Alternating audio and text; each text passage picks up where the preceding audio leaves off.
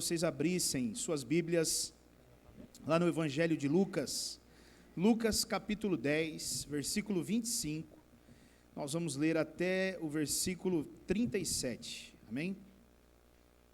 Esse texto é um texto bastante conhecido da palavra, e eu já ministrei sobre ele aqui, e eu quero novamente falar um pouquinho mais sobre ele, amém? Eu vou ler na Nova Versão Internacional, então pode ser que esteja um pouquinho diferente da tua aí. Ele diz assim, certa ocasião, um perito na lei levantou-se para pôr Jesus à prova e lhe perguntou, mestre, o que preciso fazer para herdar a vida eterna? O que está escrito na lei? Respondeu Jesus. Como você a lê? E ele respondeu, ame o Senhor, o seu Deus, de todo o seu coração, de toda a sua alma, de todas as suas forças e de todo o seu entendimento. E ame ao seu próximo, como a si mesmo. Disse Jesus, você respondeu corretamente, faça isso e viverá. Mas ele, querendo justificar-se, perguntou a Jesus, e quem é meu próximo? E em resposta disse Jesus, um homem descia de Jerusalém para Jericó, quando caiu nas mãos de assaltantes, e esses lhe tiraram as roupas, espancaram-no e se foram, deixando-o quase morto. Aconteceu estar descendo pela mesma estrada um sacerdote, quando viu o homem, passou pelo outro lado, e assim também um levita, quando chegou ao lugar, e o viu, passou pelo outro lado. Mas um samaritano, estando de viagem, chegou onde se encontrava o homem, e quando o viu, teve piedade dele. Aproximou-se, enfaixou-lhe as feridas, derramando nelas vinho e óleo, e depois colocou-o sobre o seu próprio animal, e levou-o para uma hospedaria e cuidou dele. No dia seguinte, deu 2 denários ao hospedeiro e disse-lhe, cuide dele, quando voltar lhe pagarei todas as despesas que você tiver. Qual desses 3 você acha que foi o próximo, do homem que caiu nas mãos dos assaltantes? Aquele que teve misericórdia dele, respondeu o perito na lei. Jesus lhe disse, vá e faça o mesmo. Até aqui, feche os teus olhos. Pai,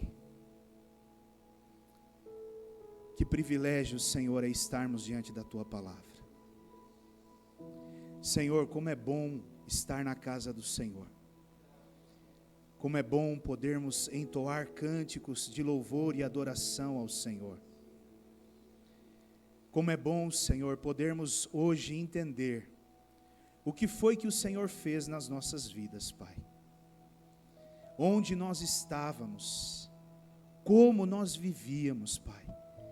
E pelo Teu amor, o Senhor foi até lá, nos resgatou dos nossos pecados e delitos, e nos trouxe para cá, para a casa do Senhor. E aqui o Senhor nos lavou, aqui o Senhor nos limpou, aqui o Senhor nos curou, nos salvou, Senhor. E hoje nós temos a nossa família dentro da casa do Senhor, Pai.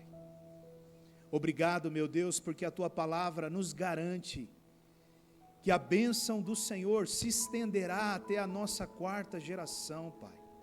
E eu creio, Deus, que os nossos filhos e os filhos dos nossos filhos serão abençoados pelo Senhor, Pai. Meu Deus, obrigado, Senhor, por nesta noite podermos ouvir a palavra do Senhor, Pai. Meu Deus, a palavra do Senhor nos cura, a palavra do Senhor nos liberta, a palavra do Senhor nos consola, nos aviva e até nos ressuscita, meu Deus, em áreas que estão mortas na nossa vida. Eu creio no poder que há na palavra do Senhor, e esta palavra nesta noite será lançada sobre homens e mulheres, e a cura, a salvação, a restauração, a transformação acontecerá pelo poder da palavra do Senhor, Pai. E eu oro repreendendo tudo, meu Deus, que possa impedir nesta noite esta semente de cair nos corações e germinar e produzir muitos frutos, Pai. Todo cansaço, toda preocupação, Senhor, toda perturbação, caia por terra agora, em nome de Jesus, Pai. E que só uma voz seja ouvida neste lugar, e é a voz do Teu Espírito Santo. Espírito Santo, traduza, por favor, ao coração de cada um que está aqui, de uma maneira muito particular, para que cada um possa entender o que o Senhor quer falar nesta noite. Eu te agradeço desde já pela oportunidade de ouvir a Tua palavra, e dou a Ti, Espírito Santo, toda a honra, toda a glória, todo o crédito por isso, porque o Senhor é merecedor de tudo isso. Em nome de Jesus, amém, Senhor. Amém, queridos, podem se sentar.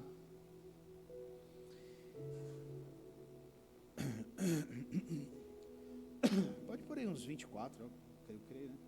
Os irmãos aqui estavam querendo uma sauninha aqui, né? Mas tá bom, glória a Deus. Queridos, hoje eu quero levar você a refletir sobre elementos que curam. Diga, elementos que curam.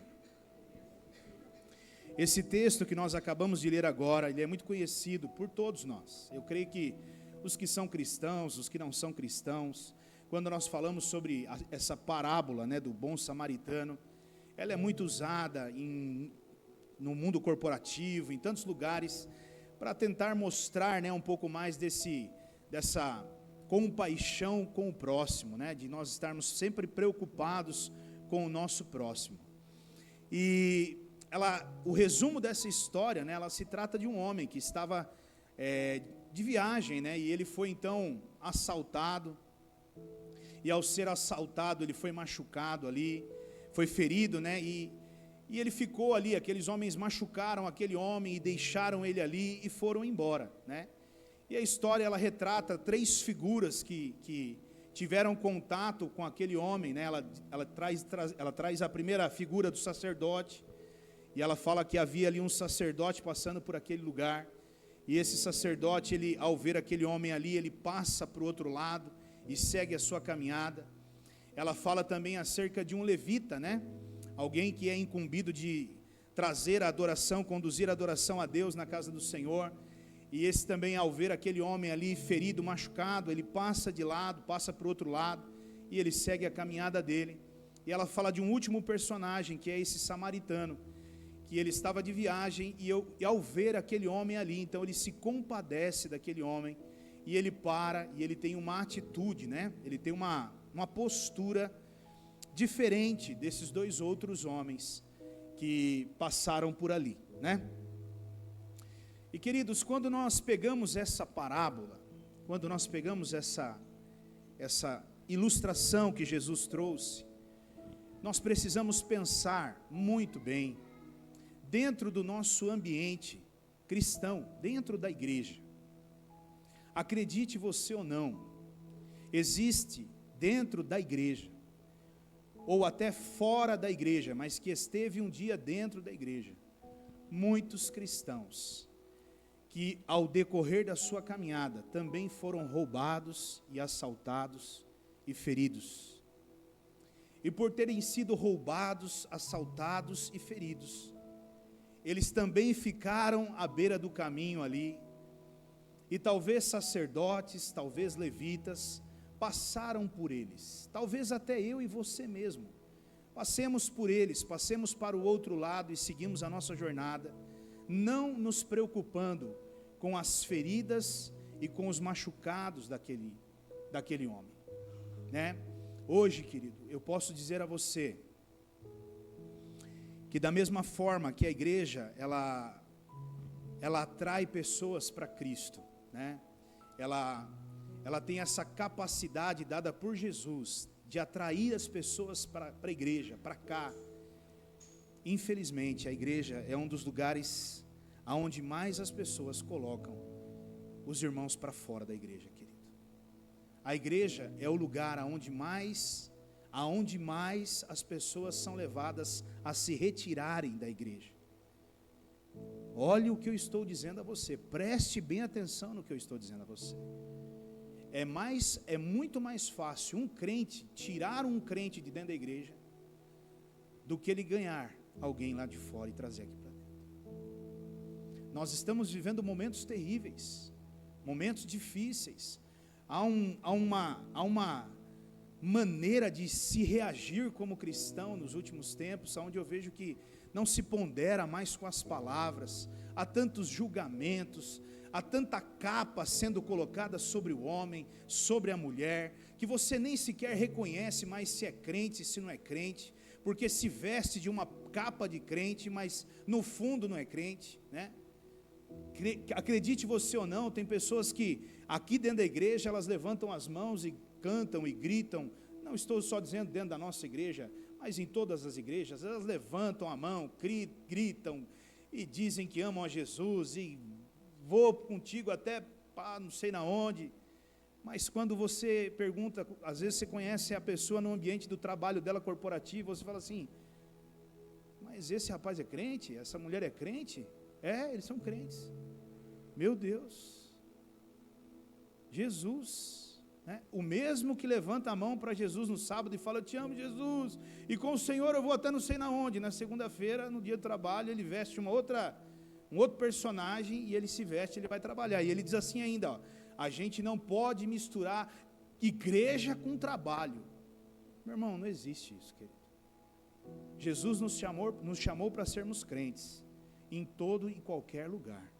Jesus nos chamou para sermos crentes, em todo e qualquer ambiente. Não existe dois tipos de pessoa, não existe dois tipos de personagem. Eu sou essa pessoa e ponto. E eu sempre digo a mesma coisa e vou repetir, não me pergunte quem eu sou. Você quer saber quem eu sou? Pergunte para a minha mulher, ela está sentada aqui. Porque se eu tiver que falar de mim, você pode ter certeza que eu vou vender meu peixe. Mas é ela que convive comigo todo dia que vai dizer para você quem eu sou. Talvez o meu filho que está lá dentro da salinha, é ele que tem que dizer quem eu sou.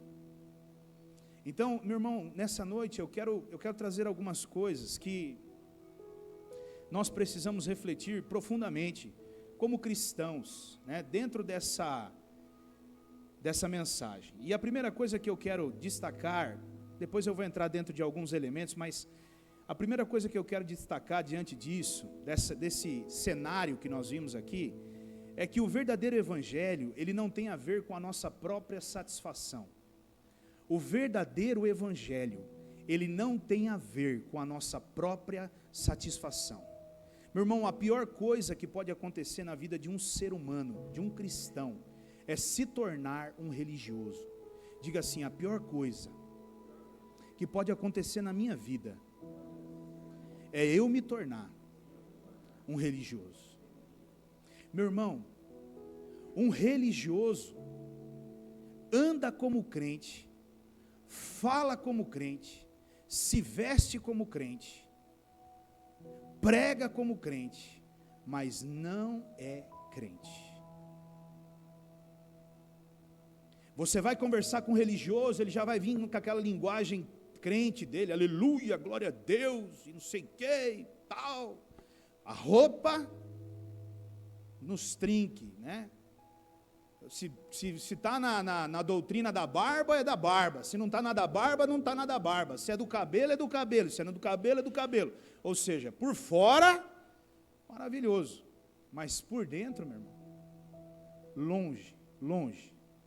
Então, a religião, ela é a pior coisa que pode acontecer, porque a religião, ela nos leva longe do arrependimento. A religião, ela nos leva a um lugar onde eu passo a ser alguém egoísta e pensar somente no meu bem próprio, em mim mesmo, na minha satisfação pessoal. E isso, queridos, é muito sério.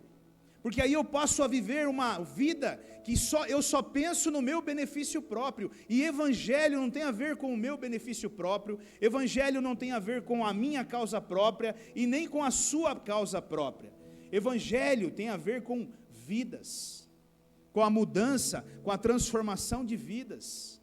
Olha o que eu quero que você entenda nesta noite. Preste bem atenção. Lá em 1 João, capítulo 3, versículo 17... tem um versículo aqui que fala muito profundamente para nós. Olha isso. Se alguém tiver recursos materiais e, vendo seu irmão em necessidade, e não se compadecer dele, como pode permanecer nele o amor de Deus? Como pode? É o que está dizendo aqui. Se alguém dentro da igreja, se um irmão, ele tem recursos materiais, ele tem uma vida financeira próspera, ele tem bens, né? Deus o abençoou, ele prosperou, ele tem condições, ele tem recursos na mão dele, e ele vê alguém passando uma necessidade, por exemplo, um irmão da igreja precisando de uma cesta básica, talvez os filhos precisando de um calçado para colocar nos pés, talvez até passando fome mesmo, ou talvez chorando, né, com uma conta, por exemplo, às vezes de energia, que está para ser cortada e está com medo de ficar sem energia.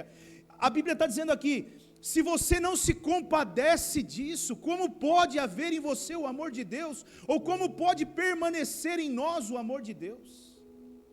Isso é muito profundo, irmãos. E o religioso, tranquilamente, ele tem essa postura. Deixa eu dizer uma coisa, irmão, eu precisava muito que cortasse, que vai cortar a minha conta de energia, e eu precisava muito, então nós vamos, irmãos, presta bem atenção, que isso é real. Ele sabe que ele tem dinheiro, e ele poderia falar, me dá a conta de luz aqui que eu vou pagar a sua conta de luz. E ele fala assim, espera aí que eu vou pegar o óleo. Ainda é espiritual, Vou pegar o óleo, aleluia, vou ungir. Vou botar a mão na sua cabeça, e hoje ainda a sua conta de luz vai ser paga, aleluia. E ora, no nome de Jesus, a conta de luz, 10 horas da noite, Deus vai enviar. Deus já enviou, filho, é você. Quase que Deus está falando para ele, não, eu já enviei, é você que está pondo a mão na cabeça dele. Põe a mão no bolso, ao invés de pôr a mão na cabeça, e dá o dinheiro para ele. Mas não, ele não se compadece. Meu irmão, escute, isso é religião, querido. Isso é religião. Se você não se compadece das pessoas, se você não sente a dor das pessoas, se você não se preocupa com o seu próximo e a situação com a qual ele está vivendo, não pode haver em você o amor de Deus. Porque o amor de Deus, ele se preocupa com tudo e com todos. Ele não fica em paz. Como pode, irmãos, nós termos paz no nosso coração, quando nós saímos daqui, e eu não estou aqui para julgar ninguém, preste atenção, eu não estou aqui para julgar ninguém, cada um é merecedor do seu salário, do seu ganho, muitos estudaram, se desdobraram, e são merecedores, e eu gosto de ver homens e mulheres prósperos mesmo. Eu sei que Deus nos chamou para sermos prósperos, e eu sei que essa igreja, ela será uma igreja muito próspera, essa igreja será uma fonte, e ela vai abençoar muitas pessoas, como eu já disse aqui, a minha oração a Deus, e eu sei que essa oração ela é muito desafiadora, mas a minha oração a Deus é, Deus, o Senhor vai nos dar recursos, para um dia nós podermos construir casas para aqueles irmãos que não têm casa para morar, e eu creio, meu irmão, que nós vamos viver isso aqui nessa terra ainda. Os meus olhos estão vendo as mãos do Senhor se movendo no nosso meio. É porque tem coisas que nós não temos que falar aqui, mas eu vejo, os meus olhos estão vendo as mãos do Senhor se estabelecendo e preparando alicerces para futuramente nós podermos viver isso. Foi essa a palavra de Atos, foi essa igreja que Jesus colocou no meu coração quando Ele me chamou para pastorear, para um ministério, né? Então, queridos, como pode ser a minha própria satisfação? O verdadeiro evangelho não tem a ver com a minha satisfação, tem a ver com a satisfação do meu irmão. Como eu posso sentar após o culto, por exemplo, como eu posso me sentar numa churrascaria e pedir para descer picanha, maminha, sabendo que tem um irmão meu que nessa hora está na casa dele, com o joelho no chão orando para ver se não tem um pouquinho de comida para dar para o filho dele? Porque você pode acreditar, irmãos, às vezes tem no nosso meio pessoas assim. Eu já vi muito disso acontecer. Um pai e uma mãe saem de um culto desesperado, porque tem criança pequena em casa e muitas vezes não tem o que dar para comer. E eu não estou dizendo que nós não devemos desfrutar da nossa vida. Como eu disse, você tem todo o direito de desfrutar da sua vida. A minha pergunta é, alguém que tem dentro dele o Espírito Santo de Deus, consegue viver assim? Olha um outro texto de Mateus 12:7, projeta para nós Mateus 12:7. Se vocês soubessem o que significa estas palavras, desejo misericórdia, não sacrifícios, não teriam condenado inocentes. Olha o que Deus está dizendo aqui, se nós soubéssemos o que significa essa palavra misericórdia, e não sacrifício. Muitos de nós estamos oferecendo sacrifícios para Deus, e mais sacrifícios para Deus, mas não agimos com misericórdia com o próximo, não atuamos com misericórdia, muitas vezes com alguém que está perto de nós, muitas vezes com um familiar nosso, não agimos de misericórdia, estamos preocupados com o bem material. Como pode, meu irmão, isso? Como eu posso ter na minha casa uma cesta básica, sabendo que tem alguém passando necessidade, e ao invés de doá-la, vendê-la para pegar dinheiro? Como pode, meu irmão? Isso é muito sério. Eu preciso rever no meu coração quais são essas intenções. E eu digo a você, o verdadeiro evangelho, ele não visa nunca a satisfação própria do homem. Um homem cheio do Espírito Santo, ele não vive por ele. Uma mulher cheia do Espírito Santo não vive por ela. Ele vive em prol das pessoas ao redor. Ele só vai estar feliz, ele só vai estar satisfeito quando ele olhar ao redor dele e ver pessoas felizes e satisfeitas como ele. Senão não há paz no coração. Essa é a igreja, esse é o evangelho. E nós precisamos despertar para isso, queridos. E isso, eu sei que isso acontece muito. Mas pastor, por que eu vou mexer com o problema dos outros? Eu já tenho tantos problemas. Por que eu vou me envolver com as causas dos outros? Eu já tenho tantos problemas na minha vida. Eu já tenho tantos desafios na minha vida. Pois é, querido. Então continue vivendo esse evangelho da sua satisfação pessoal. Mas não se engane. Um dia você vai se sentar diante do justo juiz. E ele vai perguntar a você: o que foi que você fez com a vida que ele deu para você aqui nessa terra? E de antemão eu te garanto, não perca o seu tempo, mostrando para ele as suas conquistas, porque as suas conquistas para ele não importam.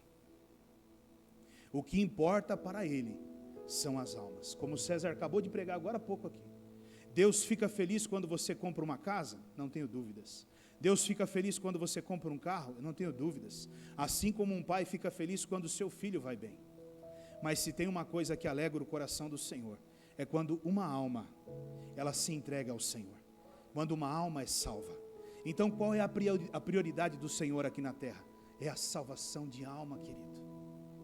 E para eu ajudar pessoas, para eu sair do meu comodismo, para eu sair dessa religião, eu preciso, querido, entender isso. Eu preciso deixar de lado a minha satisfação e começar a buscar a vontade do Senhor para a minha vida. Olha um outro texto que eu quero compartilhar. Mateus 5,46.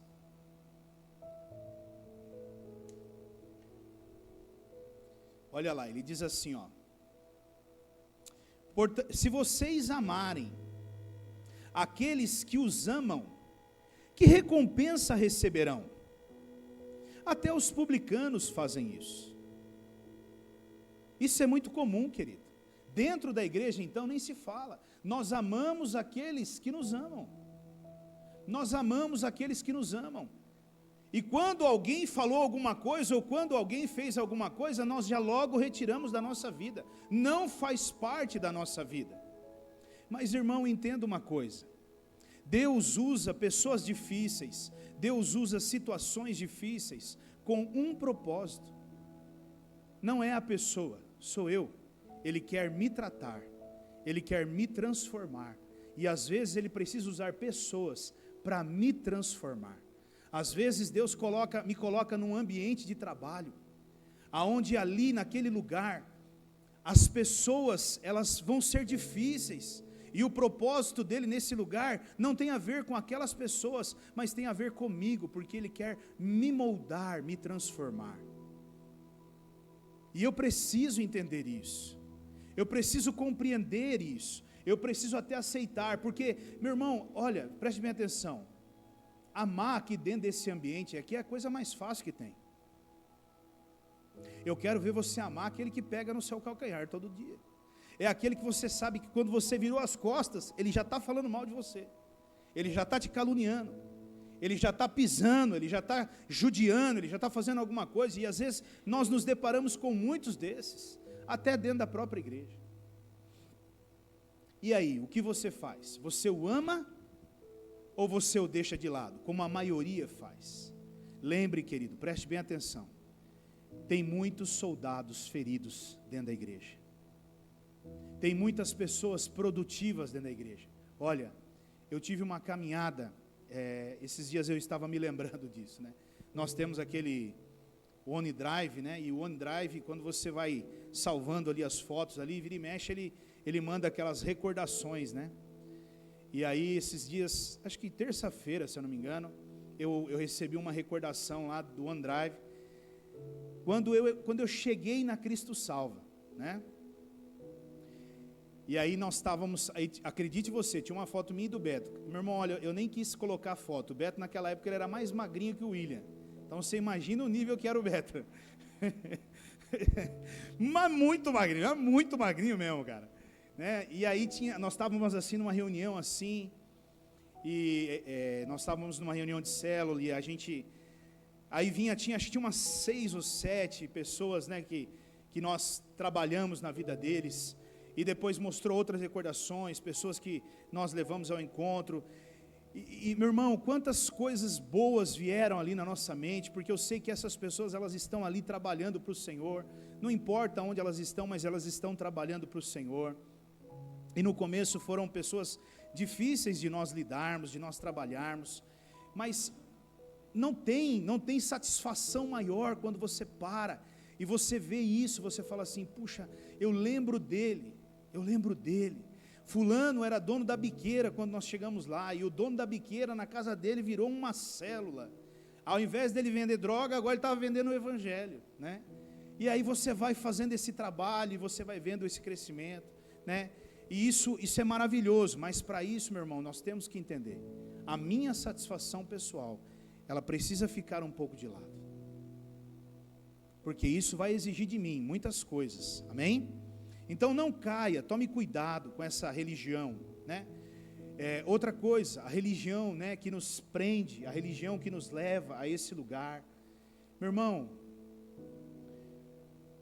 nós tivemos muitas experiências com a religião, nós tivemos muitas experiências, né, nesse ambiente.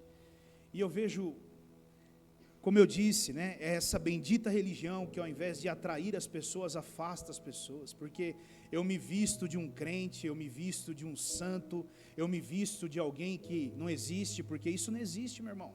Eu estar aqui hoje pregando a palavra para você, hoje eu estou aqui, pode ser que amanhã o Senhor me leve para outro lugar e coloque outro nesse lugar. Agora, isso não pode fazer de mim alguém maior do que você.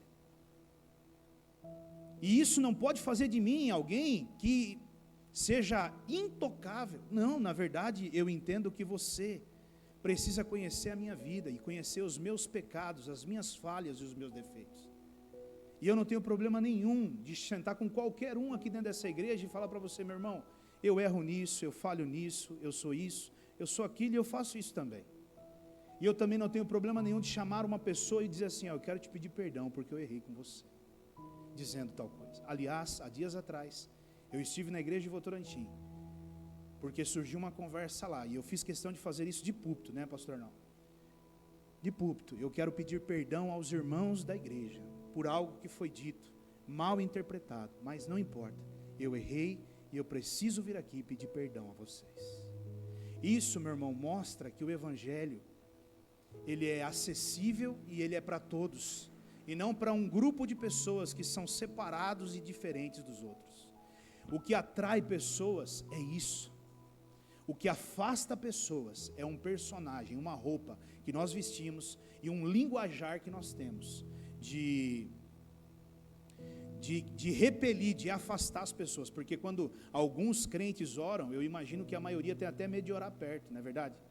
O cara fala, meu Deus, eu estava conversando com um irmão esses dias atrás, e ele me disse assim, pastor, eu preciso dizer algo para você, eu tenho muita dificuldade em falar, eu tenho dificuldade de não falar, eu tenho vergonha, eu já passei por muitos desafios desses. Eu falei, sério, irmãos? Sério, meu irmão? Verdade? Eu falei, então eu vou te apresentar uns irmãos que a gente tem aí pelo meio nosso aí, que eu falei para ele, a empilhadeira virou embilhadeira, né, mas é assim, né, e por aí vai. Eu falei, então assim, a gente, Irmãos, é maravilhoso nós vermos isso, né? Como eu digo, ver o Maicon pregando ali em Votorantim é espetacular.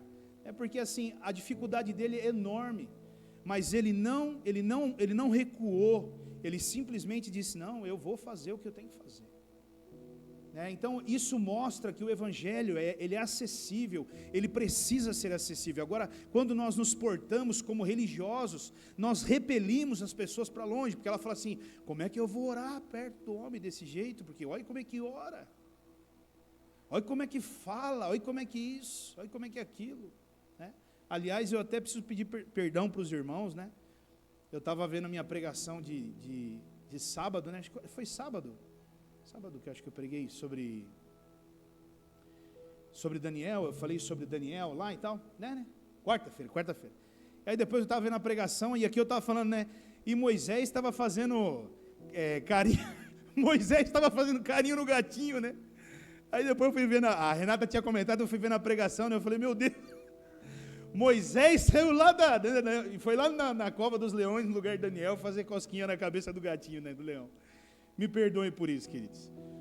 A gente acaba errando aí, e isso mostra que nós somos seres humanos e falhamos, e erramos, e está tudo certo. Eu acredito que você entendeu o que eu quis dizer na hora. Se você não entendeu, me perdoe. Não foi Moisés que fez carinho na cabeça do leão, foi Daniel que fez, amém? Mas eu quero falar rapidamente sobre esses 4 elementos que tratam desse assunto que nós falamos nessa noite. E eu quero colocar você a refletir sobre ele. Eu quero voltar lá em Lucas, capítulo 10, no versículo 34, e eu queria, Renato, na RC agora, na Revista e Corrigida. E eu quero usar essa base aqui nessa noite para me aprofundar um pouquinho mais naquilo que eu quero falar.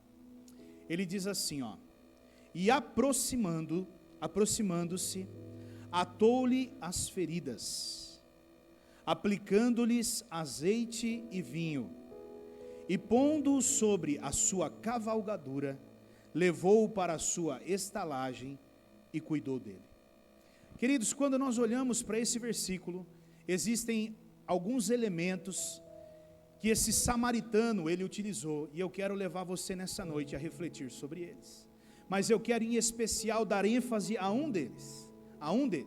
Eu vou passar por todos, mas eu quero parar um pouquinho, me deter um pouquinho mais em um deles. O primeiro elemento que esse homem ele fez, ele está dizendo lá, ó, ele aproximando-se dele, ele atou-lhe as feridas. Diga, atou-lhe as feridas. Atadura. Esse homem ele utilizou uma atadura. E a atadura aqui, ela significa estancar o sangramento. Estancar um sangramento. A atadura aqui também significa proteger aquele ferimento contra a impureza, contra a contaminação. Então a primeira coisa que ele fez foi parar aquele sangramento. Aquele homem ele já estava sangrando, aquele homem ele estava ferido, machucado. Então ele foi colocando atadura sobre ele para proteger, para não deixar que a contaminação ela viesse sobre ele, as impurezas que estavam ali caíssem sobre aquele ferimento e trouxessem impurezas ou até uma contaminação para a vida daquele homem. E o que eu quero dizer para você com essa atadura? Quando nós pensamos em uma vida, quando nós pensamos em alguém que está ferido, que está machucado, a primeira coisa que eu e você precisamos fazer é exatamente isso, usarmos a atadura. E para que nós temos que usar a atadura? Para nós pararmos o sangramento dessa vida, porque ela está sangrando. Tem muitas pessoas sangrando dentro da igreja, tem muitas pessoas sangrando, acredite você, elas estão chorando na alma com feridas. E eu e você precisamos usar de ataduras, para quê, meu irmão? Para que não haja mais contaminação ainda, porque elas estão contaminadas, estão feridas, muitas delas feridas e contaminadas. E por que estão? Porque pessoas disseram coisas, falaram coisas para elas, você não é capaz, você não é isso, você não é aquilo. Muitas pessoas feridas por aquilo que ouviram, e eu e você precisamos atar essas feridas. parar com esse sangramento, vá até ela e coloque sobre ela a atadura, parando com o sangramento e não deixando que mais impurezas entrem no coração dessas vidas. Não seja a boca do diabo, seja a boca de Deus, porque a pessoa talvez vai dizer para você: não, mas me falaram isso. Calma, talvez fez por conta disso, fez por conta daquilo, talvez teve os seus motivos. Vamos tentar entender isso. Não permita que essa contaminação aconteça, continue. Você tem que tirar a contaminação e não contaminar ainda mais. Então tem muitas pessoas, talvez na sua família, familiares brigados, nós mesmos às vezes brigados com os nossos familiares, por tantas coisas, e eu também não estou aqui para julgar a situação de ninguém, cada caso é um caso, mas eu e você precisamos entender, que esse samaritano, ele usou de ataduras, e eu e você também precisamos, se nós queremos curar pessoas, a atadura é essencial para a cura. Um outro elemento que ele fez aqui, em segundo lugar, ele aplicou azeite. Diga, aplicar azeite. O azeite, ele representa o Espírito Santo. O azeite, ele representa a presença de Deus. A presença de Deus. O azeite também, ele representa a cura. A cura, quando nós olhamos lá para Tiago, vamos lá em Tiago 5,14. Tiago 5,14. Está entre vocês alguém que está doente? Que ele mande chamar os presbíteros da igreja para que esses orem sobre ele e unjam com óleo, no nome do Senhor. Então o azeite, ele também simboliza a cura, a presença de Deus. E eu e você, queridos, nós precisamos derramar a presença de Deus sobre a vida daqueles que estão feridos. Agora preste atenção, como eu posso derramar o Espírito Santo sobre alguém, se eu não tenho? Como eu posso derramar o azeite sobre uma pessoa, se eu não tenho para mim esse azeite, meu irmão? Agora escute bem o que eu vou dizer aqui para você. Se nesse momento agora, exatamente nesse momento agora, tivesse chovendo lá fora, e eu saísse daqui correndo até lá fora, e tomasse toda aquela chuva lá, e eu voltasse correndo aqui dentro, e eu começasse lá do fundo, abraçando os irmãos, até chegar aqui na frente, o que aconteceria com cada irmão que eu abraçasse? Eles ficariam molhados. E por que eles ficariam molhados? Porque eu estou molhado. Alguém que é cheio do Espírito Santo, quando ele abraça alguém, adivinha o que acontece com aquela pessoa que ele abraçou? Ela é molhada, querido. Ela é molhada pelo Espírito. Ela é inundada pelo Espírito. Então, como é que eu posso oferecer o Espírito a alguém, se eu não tenho, se eu estou seco? Como é que eu posso derramar a presença de Deus sobre alguém, se não há sobre mim essa presença? Então eu preciso entender isso, meu amado. Por isso que é tão importante nós cultivarmos a presença de Deus. É um dos elementos que curam, a presença de Deus, o azeite. Você precisa dessa presença de Deus. Meu irmão, se você não tiver a presença de Deus, não há azeite sobre a sua vida. Não há. E esse azeite, não adianta você falar assim, pastor, põe a mão na minha cabeça e ora, derramando esse azeite sobre a minha cabeça. Não, querido, o azeite, você começa a obter ele quando você encontra-se com Deus na intimidade, e essa intimidade sua com Deus vai trazer sobre a sua vida esse azeite que vai ser produzido. Aliás, a Bíblia diz que se nós formos até o Senhor e bebermos da água dele, de dentro de nós fluirão o quê? Rios de águas vivas. Rios de águas vivas. Quanto mais eu bebo de Deus, mais eu produzo Deus, mais eu derramo Deus. Uma outra coisa que ele fez, um outro elemento que ele utilizou aqui também, ele aplicou vinho. Ele aplicou o vinho. O vinho representa fertilidade. O vinho representa a alegria. O vinho também representa a redenção. E ele também representa a vida, O vinho, queridos, ele simboliza o sangue de Jesus. O vinho, ele simboliza a redenção. O vinho, ele simboliza um novo recomeço, uma nova vida. Então, preste bem atenção. Quando você estiver perto de alguém que está ferido, que está machucado, você precisa entender que o vinho é o sangue de Jesus. E você precisa permitir que esse homem, essa mulher, eles possam receber essa redenção, esse novo recomeço na vida deles. E você precisa parar e ajudá-los. Nós precisamos parar e ajudá-los. Nós precisamos parar e dar a chance a ele de um novo recomeço, de uma nova retomada, muitas vezes da onde ele caiu, da onde ele parou, o que ele estava vivendo ou não. Embora o vinho também, quando nós olhamos para a Bíblia, ele também traz com ele uma propriedade medicinal, porque se nós formos lá para Timóteo, nós vamos ver o apóstolo Paulo dizendo a Timóteo, que Timóteo não tomasse somente água, mas também tomasse um pouco de vinho por conta do estômago dele, e de algumas enfermidades que ele tinha, e muitos aqui batem nessa tecla sempre, nesses assuntos, está vendo, pastor? Então, o vinho é bênção de Deus, A Bíblia diz: não vos embriagais de vinho, mas enchei-vos do Espírito, Então isso aqui é muito sério. Agora, o que eu estou dizendo é que ele também traz com ele algumas dessas propriedades, que curam. Agora, o outro assunto, o outro elemento, o quarto elemento que eu vejo dentro desse texto, e é nesse quarto elemento que eu quero parar um pouquinho com você nessa noite.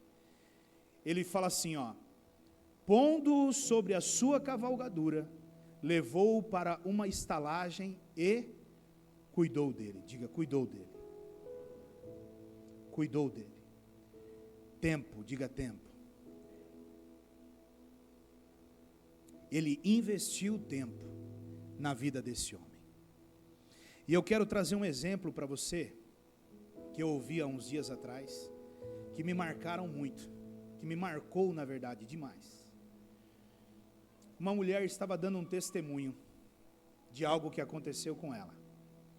Ela e o seu esposo estavam dirigindo o carro, e eles são cristãos, e eles estavam na estrada, e havia um carro na frente deles, e esse cara, ele se perdeu com o carro, e esse carro, ele foi capotando, e ele saiu na beira da estrada, e ele caiu no meio do mato, no meio de um mato que tinha do lado, e infelizmente um pedaço de tronco, de um tronco, ele entrou no tórax dele assim, Só que na hora que o carro começou a capotar, essa mulher falou assim que Deus falou para ela: pare o carro agora. E ela parou o carro, falou para o marido dela: para o carro, tal. E aí eles pararam o carro, e eles desceram do carro, e o carro tinha caído lá embaixo e tal, e Deus falou para ela: desça até lá. E ela desceu até lá. E quando ela chegou lá, acredite você, o rapaz estava vivo. E estava consciente. E ela falou assim para ele: eu preciso que você fale algumas coisas comigo agora. E ele falou: eu falo. Ela falou: então diga assim: Senhor Jesus, eu te aceito como o meu único e suficiente Senhor e Salvador. Senhor Jesus, ainda hoje escreve o meu nome no livro da vida. Senhor Jesus, me receba ainda hoje no céu. Senhor Jesus, eu creio no Senhor e eu quero ser salvo. E com a minha boca eu te confesso, e com o meu coração eu te aceito. E acredite você, meu irmão, depois que esse homem terminou de falar isso, ele caiu com a cabeça do lado, e ele morreu.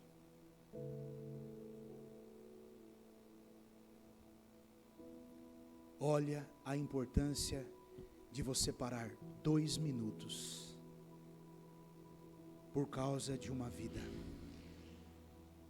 E se ela tivesse visto tudo aquilo e pensado assim: eu vou embora, eu não vou me envolver nisso, porque isso vai trazer testemunha, e vai não sei o que, e vai não sei o que lá, eu vou embora. Aquele rapaz tinha ido para onde, meu irmão? Para o inferno. Querido, o que mais as pessoas estão precisando nos dias de hoje é do nosso tempo, meu amado. Muitos de nós pensamos que O que as pessoas querem é o nosso dinheiro. O que as pessoas querem são as nossas coisas materiais. Embora o nosso dinheiro, claro, ajude, embora as nossas coisas materiais ajude sim, mas o que as pessoas mais precisam não é dinheiro e nem bens materiais. O que elas precisam é do meu tempo e do seu tempo. E isso, meu irmão, é o que mais tem faltado. Sabe, eu não sei se a maioria de vocês assistiram já aquele filme A Forja. Quantos aqui assistiram esse filme, A Forja? Olha aí, poucos até, né? Eu até, apesar de ter alguns pontos ali, né? Mas eu acho um excelente filme, um bom filme, eu recomendo esse filme. Mas ali retrata exatamente o quê? O investir de tempo na vida de uma pessoa, o que faz. E quando eu olhei para aquela foto, naqueles dias atrás, e eu vi aquelas pessoas, eu falei assim, foi muito tempo investido na vida dessas pessoas. E é isso que traz resultado, traz mudanças, pessoas que estavam nas drogas, nos vícios, na prostituição, e hoje servem a Deus, pregam o Evangelho, têm uma vida transformada, têm uma família transformada, né? Meu irmão, se você e eu estamos aqui hoje, foi porque certamente alguém investiu em mim o quê? Em você, tempo. Alguém dispôs do tempo dele para sentar comigo e com você e falar do amor de Jesus, explicar coisas para você. Alguém investiu tempo na minha e na sua vida. Se eu estou aqui pregando o Evangelho hoje, foi porque alguém investiu na minha vida, porque alguém gastou tempo orando pela minha vida, porque alguém jejuou, pagou um preço pela minha vida, me ensinou, me instruiu, me mostrou. E eu tenho certeza que cada um de nós aqui passamos pela mesma coisa. Todos nós tivemos alguém que talvez foi nosso padrinho, talvez foi nosso discipulador, o nosso amigo mesmo, que em um momento quis falar de Jesus para nós, e nós tínhamos dúvida, e ele ia tirando as dúvidas, e quando não conseguia, buscava ajuda de alguém, e ia tirando suas dúvidas. E isso, meu irmão, é o que faz a diferença. O que fez a diferença na vida daquele homem foi o tempo que esse samaritano investiu ali, curando ele. A falta de tempo meu, a falta de tempo seu, faz com que eu e você passemos de lado das pessoas que estão feridas. Nós não temos tempo, querido. Nós não temos mais tempo. Nós sempre estamos correndo, nós sempre estamos ocupados. Nós não temos mais um ombro, muitas vezes, para dispor para alguém, só para que essa pessoa chore. Ela não quer falar nada, ela só quer chorar. Ela só quer desabafar. Nós não temos mais tempo para sentarmos e ouvirmos. Irmãos, preste bem atenção, ouvir, querido. Ouvir é uma coisa, escutar é outra. Tem pessoas que estão sentadas com o outro, com o celular na mão, olhando para o celular, preocupado com tudo que está acontecendo à volta. Não, quando você para ouvir, você deixa tudo de lado e você ouve o que aquela pessoa tem para dizer. Às vezes eu entro numa conversa com as pessoas e nós sentamos para conversar e às vezes nós ficamos por horas, queridos. Horas, 2, 3, 4. E não pense você que eu sou alguém que fico pegando no meu celular e olhando no relógio. Seja o tempo que for, não importa. Eu preciso gastar e investir o meu tempo em pessoas. Tempo orando. Você tem gastado tempo orando por alguém? Por quem você tem orado? Por quem você tem orado? Quanto você tem orado por essa pessoa? Meu irmão, preste bem atenção. O quanto você ama uma pessoa é o quanto você ora por ela. Tempo aconselhando, pastor, mas eu não sei nem para mim. Meu amado, você tem condições de aconselhar. Talvez você não tenha condições de aconselhar em um tipo de área, mas você tem condições de aconselhar em outra área. Todos nós aqui, esses dias atrás eu estava falando sobre isso. Eu acho tão lindo o corpo de Cristo, porque o corpo de Cristo ele é perfeito, né? Assim como o nosso corpo ele é perfeito. Cada um tem a sua função, né? Então eu louvo a Deus porque na igreja tem médicos, eu louvo a Deus porque tem advogados, eu louvo a Deus porque tem administradores, eu louvo a Deus porque tem tantas pessoas com tantos empresários. Então assim, aquilo que eu não consigo, que eu não consigo ajudar, eu posso então pedir ajuda de alguém, ou eu posso falar, olha meu irmão, procure essa pessoa e fale com ela, porque certamente ela vai te ajudar nessa área. Então irmãos, todos nós temos condições de aconselhar, alguns financeiramente, porque entende de finanças. Hoje é o maior desafio no mundo atual hoje, o maior desafio dos cristãos, das famílias da igreja, é terem os seus orçamentos financeiros em ordem.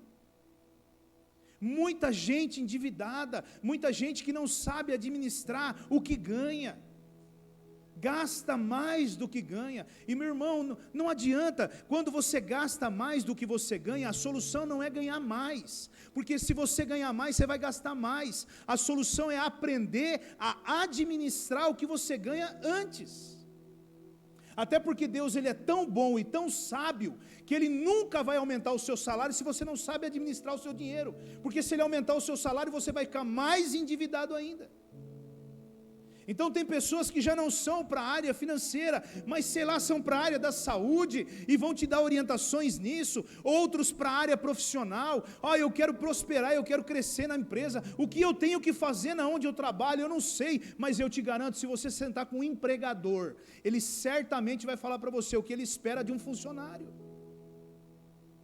Ele vai te dizer, olha, o que eu espero de um funcionário é isso, isso, isso e isso. E você vai olhar para você e vai dizer, nossa, isso eu não faço, nem isso eu faço, nem isso eu faço. Se você corrigir isso, certamente você vai ser bem sucedido no seu trabalho. Então são coisas que eu entendo que cada um de nós podemos fazer, investir tempo aconselhando. Aconselhe, invista tempo em pessoas. Principalmente quando nós falamos dos nossos jovens. Os nossos jovens, eles não têm mais nem objetivos mais na vida deles. Eles nem sabem o que eles querem ser. Se eles querem ser um médico, um advogado, eles não sabem mais. Eles foram tão distorcidos pela mídia, pela internet, que hoje o sonho deles é se tornar youtuber. Youtuber. Ganhar dinheiro fácil e ter 1 milhão de seguidores.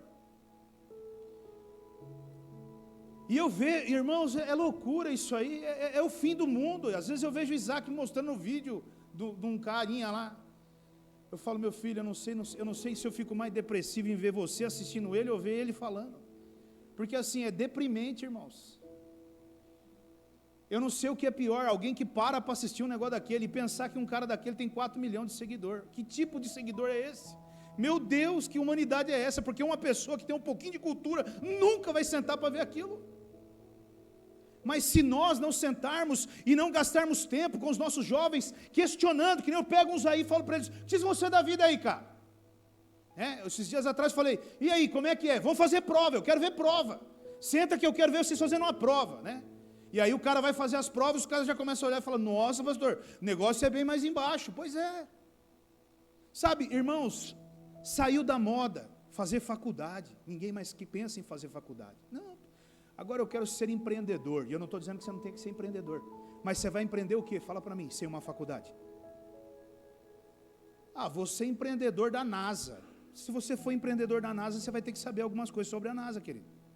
Você precisa estudar, o mundo hoje, então assim, nós precisamos gastar tempo aconselhando, e não só o jovem, mas também os mais velhos da igreja, porque estão acomodados muitas vezes com sua vida, ali no seu emprego, e precisam prosperar e progredir. Outros precisam deixar o seu emprego e ter o seu próprio negócio, porque Deus quer abençoar. Então nós temos que gastar tempo, investir tempo aconselhando, curando feridas.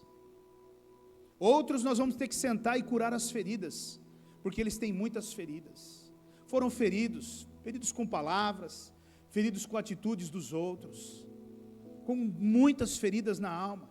E que nós vamos precisar, meu irmão, olhe, às vezes para você curar uma ferida, você leva até anos para fazer isso. Com muito amor, com muita conversa, com muita atenção. você vai deixando a pessoa abrir o coração, e você vai orando ao Espírito, para que Ele vá dando direção àquilo, demanda muito tempo, mas se você não investir tempo, não tem cura, não tem cura. E infelizmente nós queremos que as pessoas, elas se curem sozinhas. Não, mas você precisa ser curado, meu irmão, você precisa ser curado, você precisa fazer alguma coisa. Como? Eu não sei nem para onde ir, eu não sei nem o que fazer, eu não sei nem como começar. Outras vezes, nós precisamos, como eu disse, gastar tempo ouvindo, só ouvindo. Tem horas que você senta na frente de uma pessoa, você não fala um A, e ela parece uma metralhadora de falar. E era tudo o que ela precisava, falar, desabafar. E eu sempre falo, principalmente para os homens, quando nós vamos ter tempo, eu falo assim, ó, você quer falar mal da sua esposa? Pode falar, não vai doer em mim, eu não sou sua esposa, fica tranquilo, bota para fora aí, né? E depois a gente ora e está tudo bem. Você quer chutar o seu chefe, sei lá eu, quer gritar, lá na empresa não é o melhor lugar é aqui. Aqui você fala, aqui você chora, você rasga o verbo, no final está tudo tranquilo, a gente ora e você vai sair daqui tranquilão e voltar para casa. Aí tem uns que saem daqui e falam assim, estou até mais leve, pastor. Isso, é isso aí. Despejou tudo aí? Glória a Deus. Eu não vou sentir nada, você não vai sentir nada, mas uma coisa eu te garanto, você sai aliviado. Então, às vezes, é investir tempo ouvindo, investir tempo dando o ombro para chorar. Quando foi a última vez que você deu o seu ombro para alguém chorar? Você falou, senta aqui, encosta aqui, cara, chora, velho. Chora aqui. Porque acredite ou não, meu irmão, se você espremer um pouquinho, você vai ver que vai sair lágrimas dali de dentro. E por fora, às vezes, é duro, é rígido, mas está ali precisando chorar. Muitas vezes buscando, muitas vezes levando. Você vai precisar investir tempo nisso, né? Nós estávamos falando do Silvio e da Sara, né? O Silvio e a Sara é um exemplo claro disso. Por anos nós buscávamos o Silvio e a Sara, o Mateus e o Isaac, e levávamos o Silvio e a Sara, e depois o Beto e a Paulinha levavam embora. Por anos nós fizemos isso, e eles estavam longe da igreja. Quando nós voltamos, né? O Beto encontrou o Silvio um dia no mercado, e o Beto falou para mim, o que você acha? Eu falei, o que eu acho? Eu não acho, eu tenho certeza. Pode chamar o Silvio, vamos dar carona para o Silvio. E botava ali meia dúzia de nego dentro do carro, sem cinto, sem nada, e vamos embora, busca o Silvio, né? E traz o Silvio. O Mateus era pequeno, e na época o Isaac era pequeno também. E buscava, e depois o Beto levava. Toda quarta-feira, e nós buscávamos nas vigílias, até que Deus foi bom com ele, preparou, ele comprou um carrinho para ele. Mas foi muito tempo, e hoje poder ver o Silvio pregando o evangelho aqui no púlpito da igreja, é uma alegria tão grande, irmãos. Isso mostra que quando você investe tempo em pessoas, muda, transforma. Muda, transforma, e tantos outros. Olha, irmãos, nós poderíamos ficar aqui por horas falando de pessoas, né? A questão é que, infelizmente, nesses últimos tempos, a igreja se esqueceu de uma coisa muito importante. E nessa noite eu quero te lembrar, o que todos nós queremos hoje, é que quando entre por aquela porta da igreja, as pessoas entrem prontas, diga prontas, falando em línguas, conhecendo a Bíblia de capa a capa, pregando o evangelho, evangelizando. Nós queremos isso. Agora deixa eu te lembrar de uma coisa muito importante, mas muito importante, que nunca mudou e nunca vai mudar. A igreja, ela é um hospital espiritual. E todos que entrarem por aquela porta, entrarão porque estão doentes. Doentes. Não se iluda, é uma vez ou outra. Por exemplo, nós temos a igreja em Votorantim, né? E acredite você ou não, às vezes Deus manda um casal, por exemplo, que você tem que pensar 10 vezes. Você fala assim, cara, nós temos que segurar, amarra esse casal aí na igreja. Eliseu e a Tati, por exemplo, foi um presente que Deus nos deu, né? Mas nós no começo, irmãos, quando ia chegando gente lá na igreja, paz do Senhor, Bom, bem. O irmão faz o quê? Traficante. Entendi. E a irmã? Eu faço os programas, pastor. Faço programa. Irmão? A gente mexe com o tráfico, né, pastor? A gente faz umas coisas ali, umas coisas aqui, coisa e tal. E eu pensando comigo, meu Deus, o senhor não vai mandar nenhum, pelo menos, mais ou menos, um pouquinho mais certinho, né, para manter. Eu lembro que uma vez, né, o Vicente e a Selma trouxe o genro dele, né, e eu falei, Vicente, pelo amor de Deus, segura esse rapaz aqui na igreja, né, pelo menos um casalzinho aí que está ali, né, mais firminho ali com o Senhor ali, né. Mas a verdade, meu irmão, é que a igreja é para isso, são para essas pessoas. Jesus, ele veio para os doentes e não para os sãos. E eu e você precisamos entender isso. Infelizmente eu vejo igrejas crescendo, e crescendo, e crescendo, mas muitas delas crescendo não mais buscando o perdido lá fora, mas buscando o crente dentro da outra igreja. Meu irmão, Jesus não nos chamou para isso, Ele nos chamou para buscarmos o perdido. Aliás, Ele falou para irmos para os valados, Ele falou para nós irmos para os cantos, nos piores lugares, nas piores regiões, e pegarmos todos que nós pudéssemos.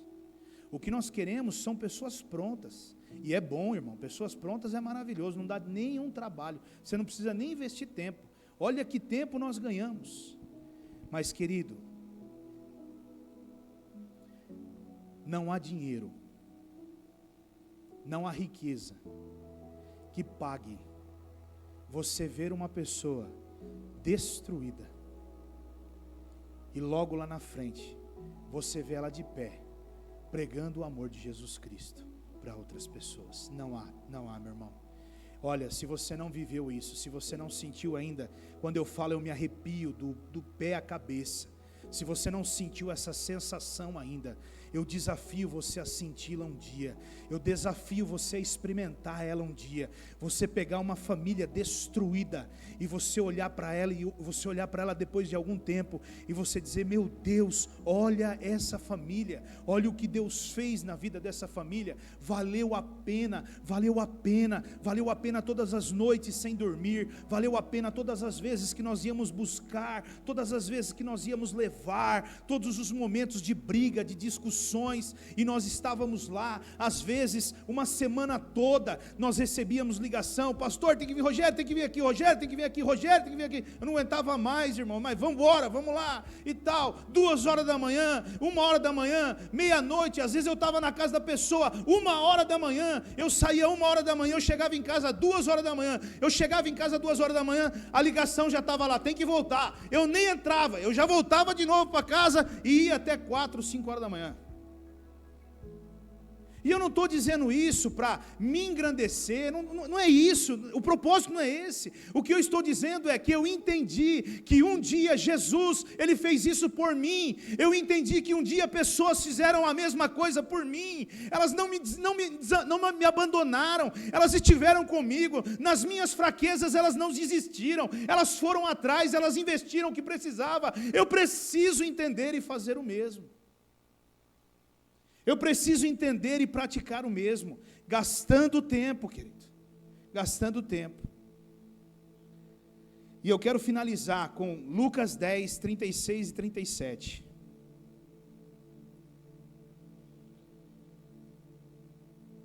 Qual desses 3 você acha que foi o próximo do homem que caiu nas mãos dos assaltantes?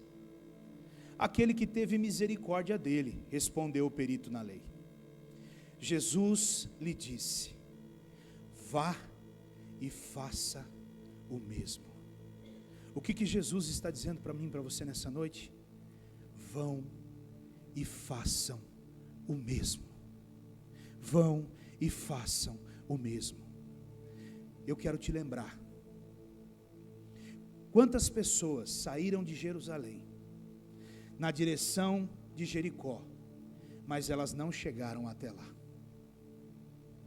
Quantas pessoas você conhece que saíram de Jerusalém com você, mas elas se perderam no meio do caminho? Quantas pessoas estão à beira do caminho hoje, que eu e você conhecemos, que talvez eu e você até convivemos, que talvez eu e você até preguemos o evangelho junto delas, faziam parte da nossa família, da nossa vida, e elas estão à beira do caminho. Quantas delas, queridos? E por que elas não chegaram? Por uma coisa muito simples. Está lá em João 10:10. Olha lá, João 10:10.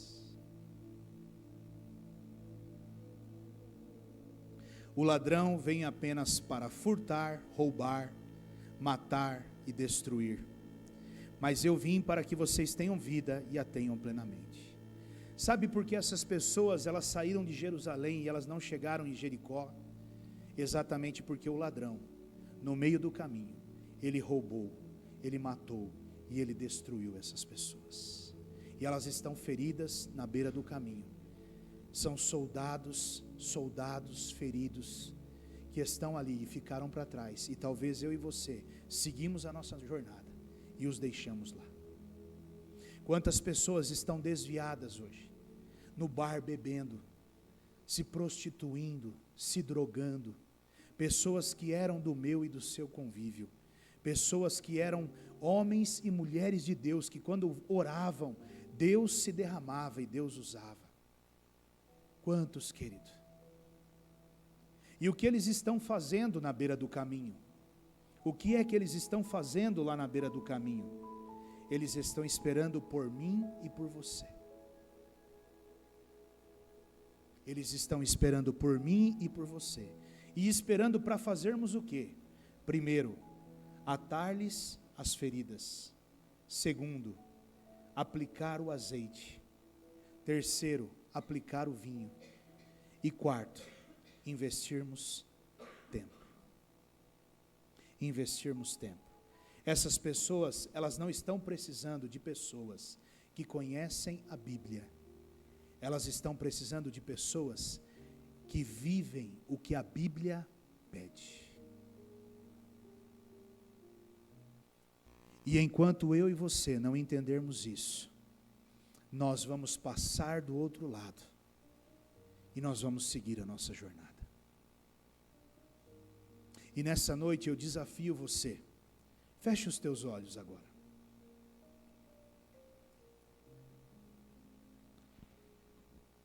Eu queria desafiar você a pensar, aí no seu lugar, pense quem são as pessoas que estão feridas à beira do caminho, que você conhece hoje. Quem são as pessoas que talvez viveram o evangelho com você? Quem são as pessoas que talvez nunca conheceram a Cristo, mas estão machucadas mesmo assim, porque de alguma forma alguém as feriu, mas você a conhece? Nessa noite eu quero desafiar você a tomar uma posição na sua vida. Não seja como aquele sacerdote, não seja como aquele levita, seja como esse samaritano. Se compadeça dessas pessoas. Talvez sejam pessoas até que te ganharam para Jesus, talvez sejam pessoas até que evangelizaram você num determinado momento da sua vida, e hoje elas estão perdidas nesse mundo. Uma coisa eu sei, o Espírito Santo já está falando no seu coração, quem são essas pessoas? Talvez não sejam muitas, talvez seja uma só, mas a Bíblia diz que se houver o arrependimento de um, é o suficiente para haver festa no céu, querido.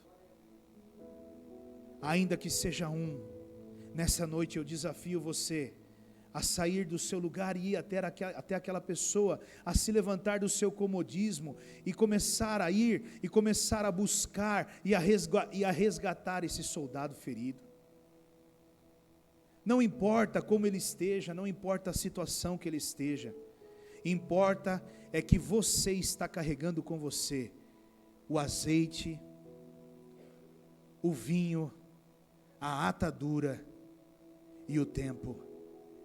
E você tem sobre você tudo o que você precisa para a transformação dessa vida.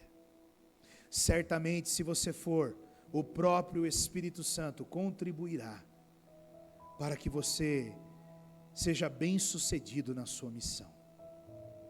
Pai, nesta noite eu quero colocar diante do Senhor todos nós, Pai, porque todos nós, certamente, conhecemos pessoas que ficaram para trás nessa jornada. E nesta noite eu quero pedir ao Senhor, meu Deus, testifica no coração de cada um dos teus filhos que estão aqui nos ouvindo, e também daqueles que estão em casa nos ouvindo nesse momento. Testifica, meu Deus, para que eles não se conformem em ver essa pessoa perdida, em ver essa pessoa indo para o inferno.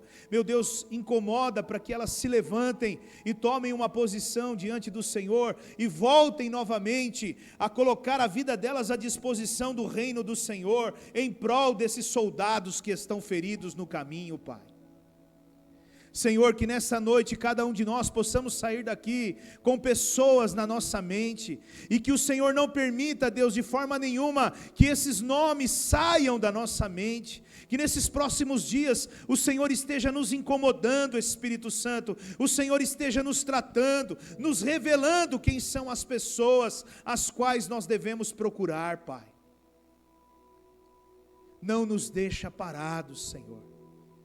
Tudo o que nós precisamos, o Senhor já nos deu. Gera fé no coração desses homens e mulheres, Pai, para que eles tomem uma posição, Senhor. E nunca mais possamos deixar para trás um soldado ferido, Pai. Nunca mais possamos passar para o outro lado quando nós presenciarmos um soldado ferido, Senhor. Alguém machucado e ferido, Pai. Espírito Santo de Deus, até aqui eu posso ir, mas daqui em diante eu entrego nas suas mãos, e eu peço ao Senhor que o Senhor fale ao coração de todos os teus filhos, Pai, que o Senhor ministre ao coração dos teus filhos, tudo isso que foi dito aqui nesta noite, em nome de Jesus, amém, Senhor.